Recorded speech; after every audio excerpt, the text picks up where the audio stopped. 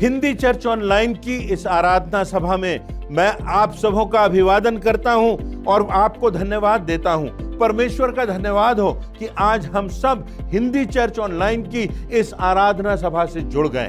प्रभु यीशु मसीह के जन्म उत्सव को हम आनंद से, खुशी से मना रहे हैं और इसी संदर्भ में आज हम उस बात को देखेंगे कि प्रभु यीशु मसीह का जन्म कोई साधारण बात नहीं है। इसके विषय में लिखा हुआ है कि प्रभु यीशु मसीह इस संसार के हर एक व्यक्ति के लिए एक परमेश्वर की ऐसी भेंट है जो वर्णन से बाहर है। तो हम कैसे समझेंगे कि यह भेंट वर्णन से बाहर है? क्यों ऐसा लिखा हुआ है? तो इस बात पर हम चर्चा करेंगे, परंतु उसके साथ साथ हम गीतों को गाएंगे, परमेश्वर से प्रार्थना करेंगे, उसके प्रेम को स्मरण करेंगे, उसके बलिदान को स्मरण करेंगे और धन्यवाद और आदर और उत्साह और उमंग के साथ हम परमेश्वर के वचनों को सुनेंगे, उसकी आराधना में सम्मिलित होंगे और अपने हृदयों में और अपनी आत्मा में परमेश्वर की आशीषों का अनुभव करेंगे। तो आइए हम इस हिंदी चर्च ऑनलाइन की आराधना सभा में आगे बढ़ते हैं। पुनः आपका दिल से स्वागत है। यीशु के मधुर नाम में जय मसीह की। हिंदी चर्च ऑनलाइन आराधना में आप सभी का स्वागत करती हूँ। आराधना में जाने से पूर्व हम परमेश्वर की आशीष एवं उसकी उपस्थिति के लिए प्रार्थना करेंगे। आइए हम प्रार्थना करें। हे पिता परमेश्वर, हम तुझे आज के दिन के लिए और तेरी सारी आशीषों के लिए धन्यवाद देते हैं। पिता, हम तुझसे प्रार्थना करते हैं इस हिंदी चर्च ऑनलाइन के लिए और इसमें सम्मिलित होने वाले हर एक जन के लिए। पिता, हमारी सहायता कर कि हम आत्मा और सच्चाई के साथ तेरी आराधना करें, ताकि इस आराधना के द्वारा हमारे जीवनों से सब पाप, बुराई, अधर्म दूर हों और हम तेरे जीवित गवाह और प्रज्वलित ज्योति बन सके, क्योंकि हम अपनी इस विनती को तेरे ही इकलौते बेटे प्रभु यीशु मसीह के नाम से मांगते हैं। आमीन। हे सारी पृथ्वी के लोगों, यहोवा का जय जयकार करो, उत्साहपूर्वक जय जयकार करो और भजन गाओ। हमारा परमेश्वर महिमा और स्तुति के योग्य है। बड़े उत्साह के साथ परमेश्वर के आदर और महिमा में हम कुछ गीत और कोरस गाएंगे।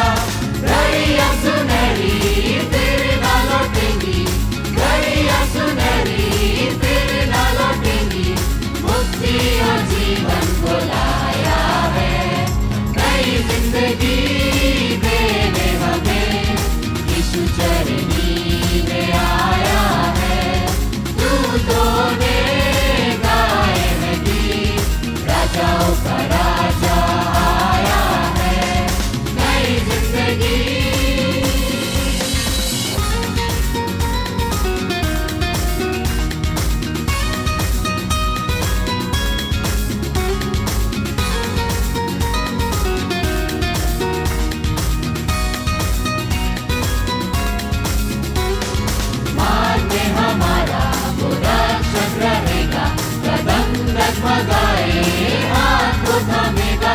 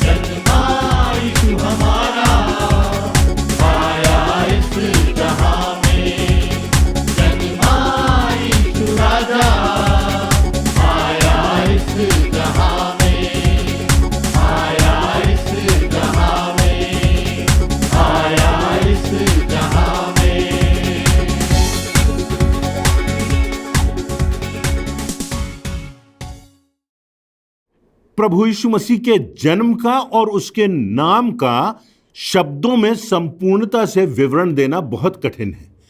इब्रानी भाषा जो उन दिनों की प्रचलित भाषा थी उसमें भी कठिन है।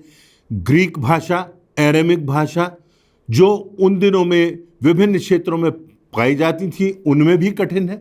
पुराने नियम में भी संपूर्णता से प्रभु यीशु मसीह को शब्दों में बांधना कठिन है, उसको चित्रित करना कठिन है, बहुत कठिन है। और इसीलिए पौलुस प्रेरित कहता है कि परमेश्वर की वो भेंट, अर्थात परमेश्वर की भेंट प्रभु यीशु मसीह जो वर्णन से बाहर है, वो प्रभु यीशु मसीह जिसके नाम में क्षमा है, वो प्रभु यीशु मसीह जिसके नाम में उद्धार है, वो प्रभु यीशु मसीह जिसके नाम में शांति है, जो शांति का राजकुमार है। प्रभु यीशु मसीह के नाम का अगर मूल रूप में अर्थ देखें तो बचाने वाला है, सेवियर है, वो उद्धार करता है। उसमें सारी बातें निहित हैं जो परमेश्वरत्व में होती हैं और इसीलिए शब्दों में उसे परिभाषित नहीं किया जा सकता, भावनाओं की चरम सीमा में उसे बांधा नहीं जा सकता, उसे रंगों में चित्रित नहीं किया जा सकता, उसे शायरियों और गीतों में अभिव्यक्त नहीं किया जा सकता, उसे लेखन की उत्कृष्टता में प्रकाशित नहीं किया जा सकता। वो सूर्य और चांद के तारों की रोशनी से बड़ा है, नदियों और झीलों और समुद्रों की गहराई से कहीं अधिक गहरा है, वो जमीन और आसमां की ऊंचाइयों से कहीं अधिक ऊंचा है, वो उत्तर से दक्षिण की चौड़ाइयों से कहीं अधिक चौड़ा है, वो उत्तर और दक्षिण और पूर्व और पश्चिम की दूरियों से कहीं अधिक विस्तृत है, वो आंधियों और तूफानों और सुनामियों और ज्वालामुखियों की तीक्ष्णता से कहीं अधिक प्रभावशाली और असरदार है। वो मानव के सोच से, वो वैज्ञानिकों की समझ से, वो विद्वानों की परिकल्पना से कहीं अधिक समझदार है, कहीं अधिक ज्ञानवान है। उसे नापा नहीं जा सकता, उसे रोका नहीं जा सकता, उसे सीमाओं में बांधा नहीं जा सकता, उसे शब्दों में संपूर्णता से पिरोया नहीं जा सकता, उसके रक्त के दामों को रुपयों और पैसों और धन दौलत में आंका नहीं जा सकता। वो परमेश्वर की भेंट जो मेरे और आपके लिए है वर्णन से बाहर है, क्योंकि उसमें संपूर्ण परमेश्वरत्व है, उसमें संपूर्ण मानवता का एहसास है, उसमें संपूर्ण जीवन की परिभाषा है, उसमें ईश्वरीय जीवन का समावेश है। उसके पुनरुत्थान की सामर्थ्य को मानव के मस्तिष्क से नापा नहीं जा सकता। वो यीशु, हमारा यीशु, प्रभु यीशु मसीह हमारा अद्वैत परमेश्वर है, जो अल्फा है, जो ओमेगा है, जो आदि के पहले से था, जिसका कोई समापन नहीं। ये वो परमेश्वर का महान दान मेरे और आपके लिए और सारी दुनिया के लिए है। जब सृष्टि की सृजना हुई, आप कल्पना कीजिए, मात्र शब्दों से, परमेश्वर के शब्दों से सृष्टि की सृजना हो गई और एक गैलेक्सी जिसमें 10,000 करोड़ तारे होते हैं, ऐसी 10,000 करोड़ गैलेक्सीज उस वचन से, परमेश्वर के वचन की सामर्थ्य से उत्पन्न हो गई। परंतु वो घटना हुई जो वर्णन से बाहर नहीं थी कि वचन से सृष्टि की सृजना हो गई। जब सदोम और अमोरा को परमेश्वर ने आग और गंधक से नष्ट किया तो वो भयानक था, परंतु वर्णन से बाहर नहीं था। जब इब्राहिम अपने पुत्र इसहाक को मोरिया पर्वत के ऊपर ले जाकर बलिदान करने के लिए तैयार हो जाता है तो वो आश्चर्यजनक घटना थी, अद्भुत थी, परंतु वर्णन से बाहर नहीं थी। जब मूसा लाखों लोगों को मिस्र की बंधुआई से छुटकारे की ओर ले जाता है और फिरौन की सेना होती है और सामने लाल समुद्र होता है और वो स्वतंत्रता संग्राम की अगुवाई मूसा के द्वारा की जाती है, लाखों लोगों की अगुवाई, और समुद्र दो भागों में बंट जाता है। परमेश्वर की अद्भुत सामर्थ, आश्चर्यजनक, अकल्पनीय, परंतु वर्णन से बाहर नहीं उसका वर्णन मिलता है। वो दाऊद का दानव गोलियत को मार देना आश्चर्यजनक घटना थी, पर वर्णन से बाहर नहीं थी। शद्रक, मेशक और अबेदनगो को उस आग की ज्वाला में परमेश्वर के पुत्र के साथ देखना और उन आग की लपटों में से बच जाना, वो महान और आश्चर्य कर्म से भरी हुई घटना थी। वो अद्भुत थी, परंतु वर्णन से बाहर नहीं थी। दानियल का सिंहों की मान में डाला जाना और सिंहों के मुखों का बंद हो जाना अद्भुत घटना थी। भूखे शेरों के मुखों को परमेश्वर की सामर्थ्य से बंद कर देना अद्भुत घटना तो थी, परंतु वर्णन से बाहर नहीं थी। हजारों वर्षों की भविष्यवाणियों का पूर्ण हो जाना अद्भुत बात थी, पर वर्णन से बाहर वो बातें नहीं थी। परमेश्वर के वचन का लिखा जाना और उसको बाइबल के रूप में आज हमारे हाथ में होना आश्चर्यजनक बात है। ये अद्भुत बात है, परंतु वर्णन से बाहर की बात नहीं है।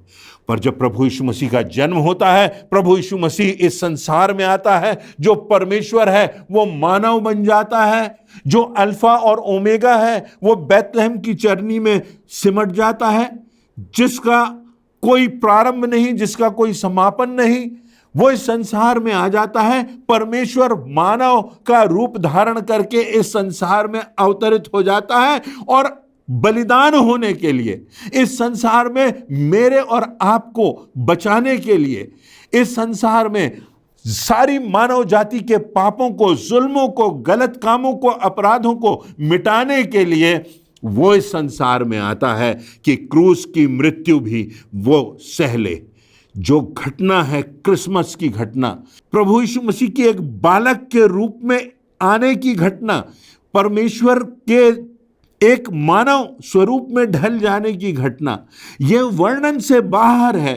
यह वर्णन से बाहर इसलिए है क्योंकि इसमें जिंदगी का अर्थ है, इसमें संपूर्ण क्षमा है, इसमें संपूर्ण परमेश्वर का प्रेम है, इसमें संपूर्ण परमेश्वर का अनुग्रह है। इसे ना विद्वान वर्णित कर सकते हैं, ना वैज्ञानिक इसकी परिकल्पना कर सकते हैं। ये वर्णन से बाहर है। और आज हम ये बात देखेंगे और सीखेंगे कि परमेश्वर मुझसे और आपसे क्या कहना चाहता है, कि परमेश्वर की ये भेंट, परमेश्वर का ये दान जो उसने मेरे और आपके लिए स्वर्ग से संसार में दे दिया, ताकि सारी मानव जाति बचाई जा सके, हमको नया जीवन मिल सके, हमको अनंत जीवन मिल सके। इसलिए यह घटना वर्णन से बाहर है, क्योंकि यह घटना हमें नया हृदय देती है, हमारी आत्मा को निष्कलंक कर देती है, हमको प्रभु यीशु मसीह की धार्मिकता से ढांप लेती है। यह घटना हमारी जिंदगियों को बदल देती है, यह घटना हमारी मानसिकता को बदल देती है। क्योंकि जब इस संसार में परमेश्वर एक बालक के रूप में जन्म लेता है, मानव बन जाता है, ताकि संसार के हर एक व्यक्ति को बचाया जा सके, हर एक व्यक्ति को क्षमा किया जा सके, और वो निष्पाप प्रभु यीशु मसीह आपके और मेरे पापों के खातिर बलिदान हो जाता है, हमारे पापों की कीमत चुका देता है। इसलिए ये प्रभु यीशु मसीह, उसका नाम, उसका इस संसार में आना वर्णन से बाहर है। आप जानते हैं बाइबल विभिन्न पुस्तकों का समावेश है, और जो सुसमाचार कहा गया है, जो 4 पुस्तकों को सुसमाचार की श्रेणी में रखा गया है, वो मत्ती, मरकुस, लूका और यूहन्ना है। और जो सुसमाचार का अर्थ है वो अच्छा समाचार है। अच्छा समाचार इसीलिए है क्योंकि प्रभु यीशु मसीह की जीवनी, प्रभु यीशु मसीह के जीवन से जुड़ी हुई घटनाएं उसमें पाई जाती हैं, क्योंकि मानव जाति को बचाने की, मानव जाति को उद्धार देने की क्षमता इस प्रभु यीशु मसीह में है। और इसीलिए ये घटना और प्रभु यीशु मसीह वर्णन से बाहर है। ये स्वयं परमेश्वर है जो भेंट बन जाता है मेरे और आपके लिए। ये स्वयं परमेश्वर है जो स्वर्ग का सिंहासन छोड़कर धरती पर उतर आता है और मानव का स्वरूप धारण कर लेता है, हमें पापों से शुद्ध करता है, हमको संपूर्ण क्षमा देता है और विनम्रता का वो स्वरूप दिखाता है कि अपने चेलों के पांव धोता है, दास का सा स्वरूप धारण कर लेता है। ये प्रभु यीशु मसीह जो राजाओं का राजा और प्रभुओं का प्रभु है, जिसके हाथ में स्वर्ग और पृथ्वी का सारा अधिकार है, जिसके शब्दों से सारी सृष्टि की, सारे सौरमंडल की सृजना हुई, वो प्रभु यीशु मसीह मेरे और आपके लिए इस संसार में महानतम भेंट बनकर आ जाता है। इसलिए मेरे और आपके लिए ये जो भेंट है ये वर्णन से बाहर है। मेरे और आपके लिए ये भेंट आज भी उपलब्ध है। जब मत्ती रचित सुसमाचार हमारे सामने आता है, जो नए नियम की पहली पुस्तक है, वो मत्ती रचित सुसमाचार नए नियम और पुराने नियम के बीच में एक सेतु, एक ब्रिज बन जाता है, एक पुल बन जाता है। और इसीलिए मत्ती रचित सुसमाचार में प्रभु यीशु मसीह की वंशावली की बात आती है, और तब फिर पहले अध्याय में वो उस घटना का वर्णन करता है जब प्रभु यीशु मसीह का जन्म हुआ। यूसुफ, मरियम, स्वर्गदूत और वो सारी घटनाओं का वर्णन हमें मत्ती में मिलता है। और मत्ती का जो उद्देश्य है वो ये दर्शाता है कि राजाओं का राजा और प्रभुओं का प्रभु इस संसार में जन्म ले रहा है, और जो घटनाएं प्रभु यीशु मसीह के जीवन से घटती रहीं, जो आश्चर्य कर्म होते रहे, जो महान कार्य होते रहे, उन बातों को प्रदर्शित करना, प्रभु यीशु मसीह के परमेश्वरत्व का प्रकाश फैलाना मत्ती का उद्देश्य बन जाता है। और इसीलिए वो कहता है कि राजाओं का राजा, जिसके हाथ में सारी शक्ति है, सारी सामर्थ है, सारी क्षमा है, जिसके हृदय में हर एक के लिए प्यार है, हर एक के लिए स्थान है, वो राजाओं का राजा पैदा हुआ है, प्रभुओं का प्रभु पैदा हुआ है। और इसीलिए ये घटना वर्णन से बाहर है, क्योंकि ये प्रभु यीशु मसीह परमेश्वर का सर्वोत्कृष्ट महानतम उपहार है मेरे और आपके लिए। मत्ती के अंत में मत्ती हमें चुनौती देता है कि इन घटनाओं का वर्णन तुमको करना है, इस बात को तुम्हें बताना है, सारे संसार में फैलाना है। प्रभु यीशु मसीह के प्रेम का संदेश, उसकी क्षमा का संदेश, उसके उद्धार का संदेश तुम्हें सारे संसार में फैलाना है। और जो शिष्य थे उन्होंने यही किया, यहाँ तक कि उन्होंने प्रभु यीशु मसीह के लिए मृत्यु भी सह ली। उनमें से लगभग सभी की हत्या कर दी गई। प्रभु यीशु मसीह के लिए उन्होंने अपमान सह लिया। और क्योंकि प्रभु यीशु मसीह का पुनरुत्थान हुआ, इसलिए उस पुनरुत्थान में जो अनंत जीवन की आशा है उसकी निश्चितता तुम्हारे हृदय में होना चाहिए।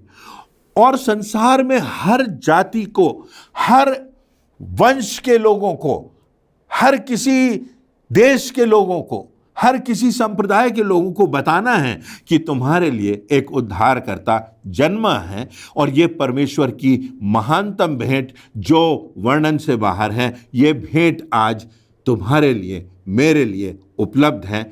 यही सुसमाचार है, यही अच्छा समाचार है, यही आशा से भरा हुआ समाचार है।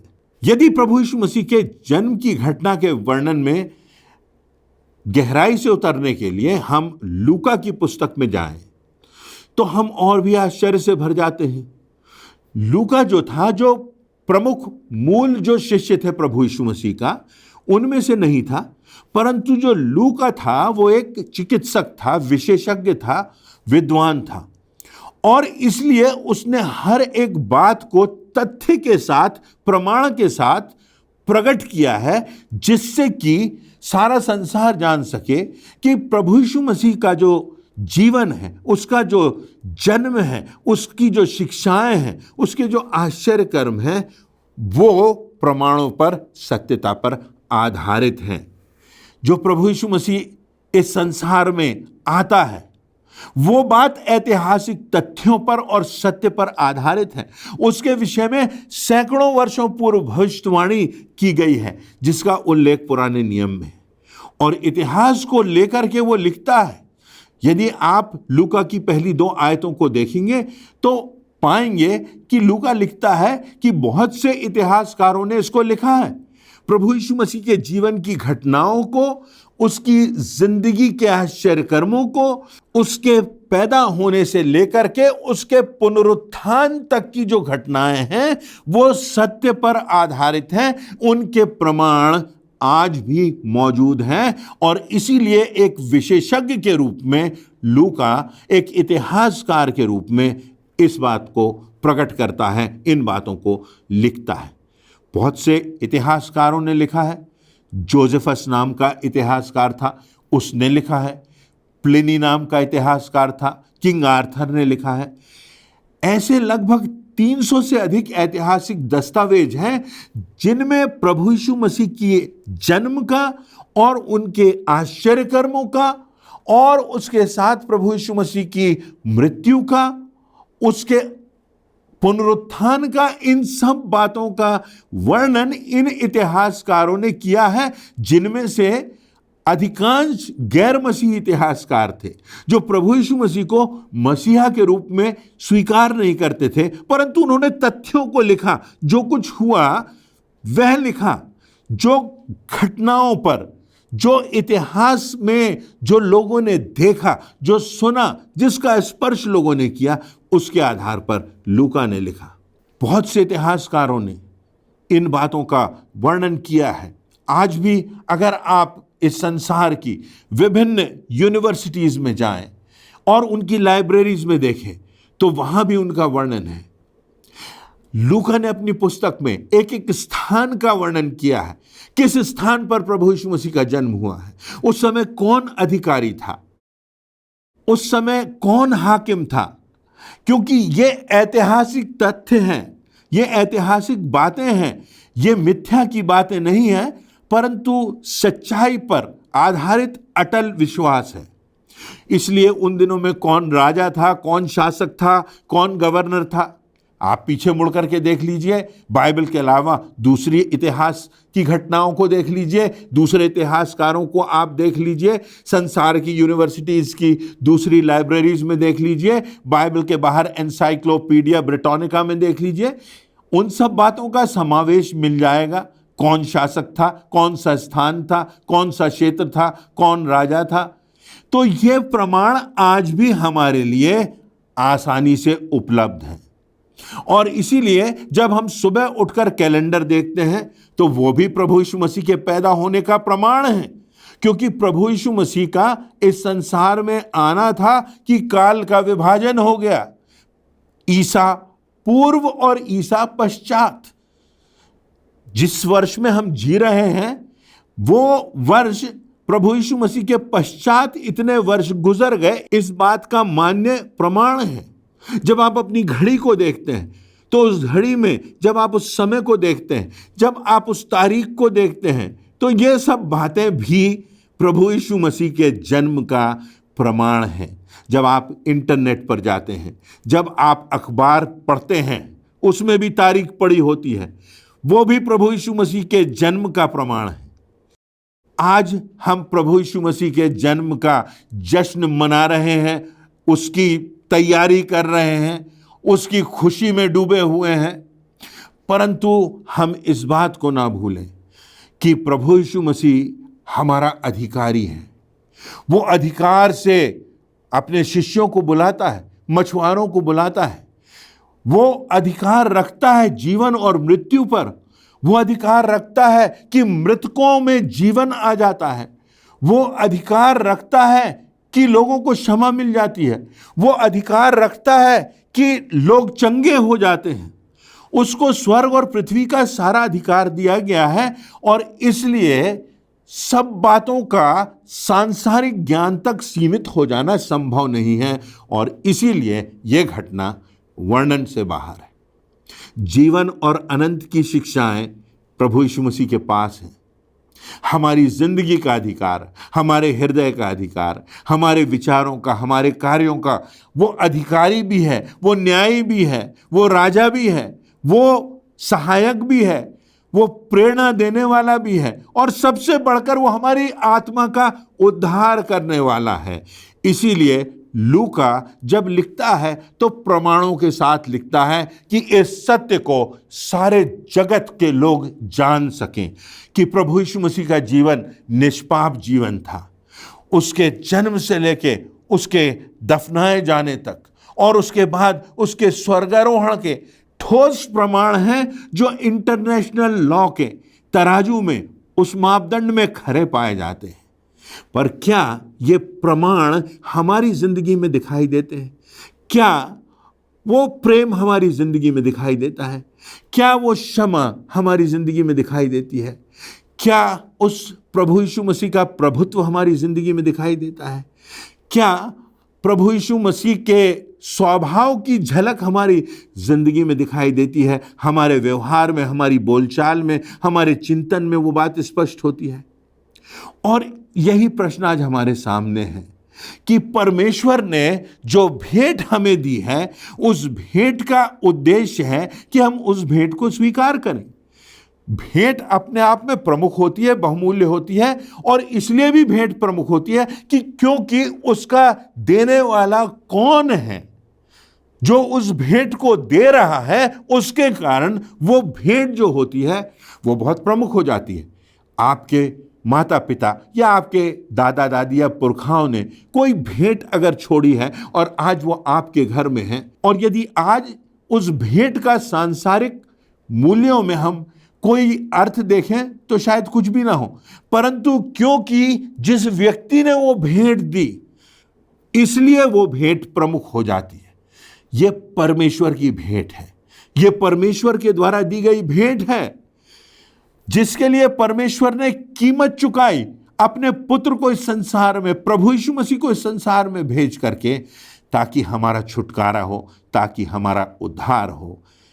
हम उस प्रभु यीशु मसीह को आत्मसात कर सकें, उसकी शिक्षाओं पर चल सकें, उसके मार्ग पर चल सकें, ताकि हमारा जीवन नया हो और उसके जीवन के प्रमाण, उसके जीवन का प्रेम, उसके जीवन की खूबसूरती हमारी आत्मा में, हमारे विचारों में, हमारी मानसिकता में दिखाई दे। लिखा हुआ है, यदि तुम मनुष्यों को दिखाने के लिए अच्छे काम करोगे तो अपने स्वर्गीय पिता से कुछ भी फल ना पाओगे। तो क्या क्रिसमस हम सिर्फ दिखाने के लिए मना रहे हैं? क्रिसमस तो उस भेंट का संदेश हमें दे रहा है, हमको पुनः स्मरण दिला रहा है कि वो भेंट अद्वितीय है, वो भेंट वर्णन से बाहर है, वो भेंट स्वयं परमेश्वर का पुत्र प्रभु यीशु मसीह है, जो इस धरा पर आया है मेरे और आपके लिए। यदि हम उस भेंट को स्वीकार करते हैं तो हम परमेश्वर को स्वीकार करते हैं, उसके प्रेम को स्वीकार करते हैं, उसकी क्षमा को स्वीकार करते हैं, उसके द्वारा दिए जाने वाले नए जीवन को स्वीकार करते हैं। और अगर हम इस भेंट को अस्वीकार करते हैं तो वास्तव में हम उस भेंट के देने वाले का अपमान करते हैं, उसको अस्वीकार करते हैं। तो आइए आज हम इस बात पर गौर करें कि परमेश्वर की वो भेंट जिसमें आज हमको क्षमा मिलती है, आज हमको नया जीवन मिलता है, आज हमको उद्धार मिलता है, और ना सिर्फ वो हमको प्राप्त होता है परंतु हमारे द्वारा बहुत से लोगों के जीवनों में वो उद्धार और वो प्रभु की ज्योति पहुंचती है, जिससे वो भी सच्चाई के मार्ग पर, अनंत जीवन के मार्ग पर चलने लगें और अपने जीवन से एक ऐसा संसार बनाएं, एक ऐसा वातावरण बनाएं जिसमें प्रेम हो, जिसमें एकता हो, जिसमें शांति हो, जिसमें प्रभु यीशु मसीह की प्रतिछाया हो और जिसमें अनंत जीवन की आशा हो। आइए आज हम अपने जीवन को देखें, अपने हृदयों को देखें और वास्तव में प्रश्न करें कि परमेश्वर की वो भेंट जो वर्णन से बाहर है, जो सेंतमेत परमेश्वर ने हमको दी है, क्या हमने उसको स्वीकार किया है या नहीं। काश परमेश्वर हमको ऐसा मन दे कि हम परमेश्वर की भेंट को स्वीकार करें और उसके साथ साथ उसके लिए परमेश्वर के प्रेम का और उसकी क्षमा का और उसके प्रकाश का माध्यम बन जाएं और इस संसार में हम उन जलते हुए दीपों की नाई हों जो दूसरों के जीवनों में रोशनी फैला देते हों, जो दूसरों के जीवन के अंधकार मिटा देते हों और जो दूसरों के जीवनों को परमेश्वर की राह पर ला देते हों। परमेश्वर इन वचनों से हम सबों को आशीष दे। आज के आशीषित एवं प्रेरणादायक वचन के लिए हम परमेश्वर पिता एवं उनके दास को धन्यवाद देते हैं। परमेश्वर का अनुग्रह उन पर हमेशा बना रहे। आज का ये वचन हमारे पाँव के लिए दीपक और मार्ग के लिए उजियारा ठहरे। हम न सिर्फ इन वचनों को सुनने वाले बल्कि इन वचनों पर चलने वाले बने। अब समय है हम प्रभु भोज की ब्यारी में शामिल हों। हम परमेश्वर के महानतम बलिदान उसके पुत्र प्रभु यीशु मसीह को स्मरण करेंगे। प्रभु भोज में शामिल होने से पहले हम अपने मनों को तैयार करें इस गीत के द्वारा।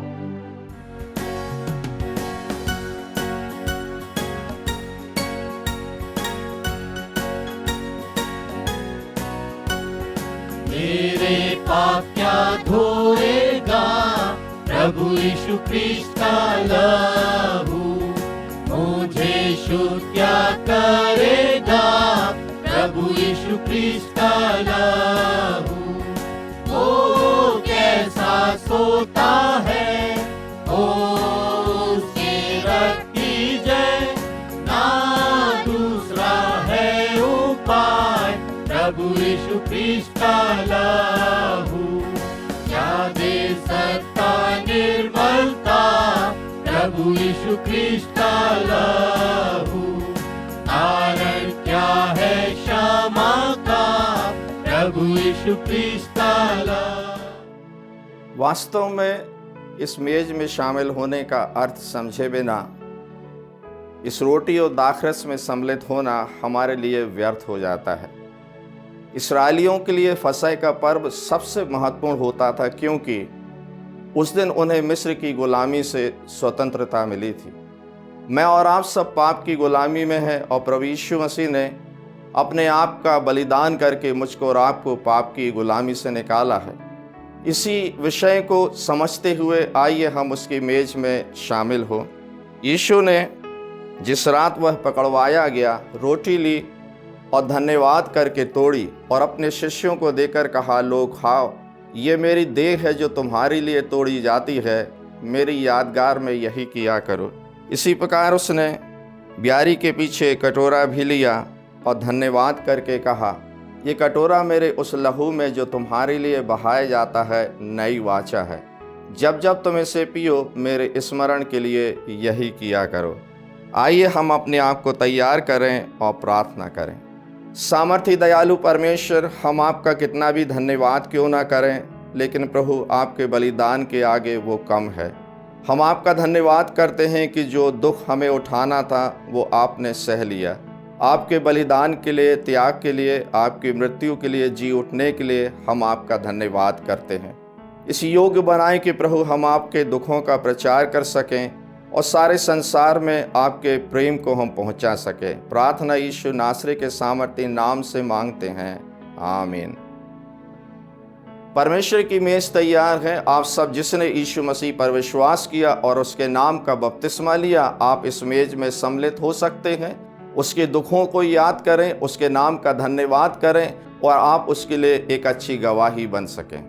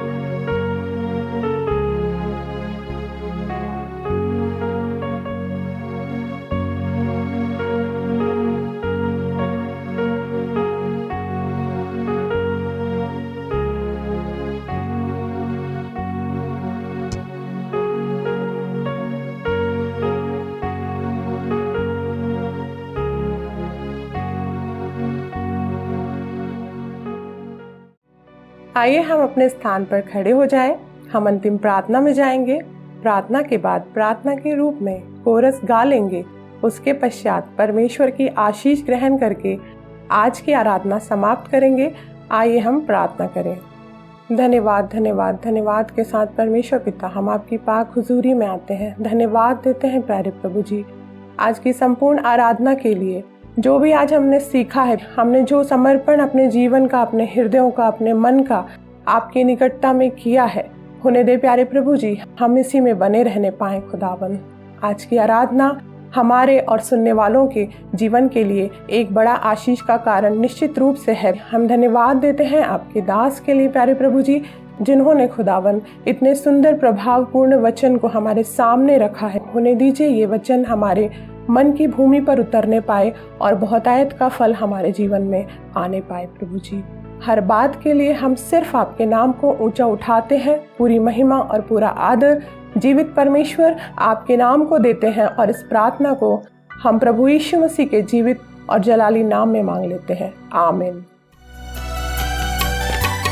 हम तो जलते दीप हैं यीशु की ज्योति में, जब तक है जहां में हम उसे फैलाना है।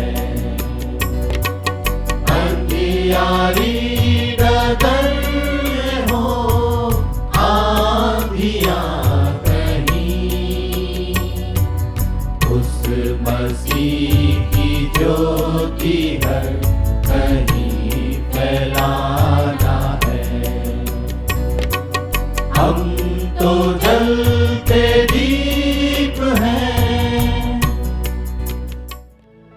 आइए हम परमेश्वर के आशीष वचन को ग्रहण करेंगे। अब हमारे पिता परमेश्वर का प्रेम, प्रभु क्रिस्ट का अनुग्रह और पवित्र आत्मा की शांति और सहभागिता हमारे साथ और प्रत्येक विश्वासी के साथ अब से लेकर अंत तक होती रहे। आमीन।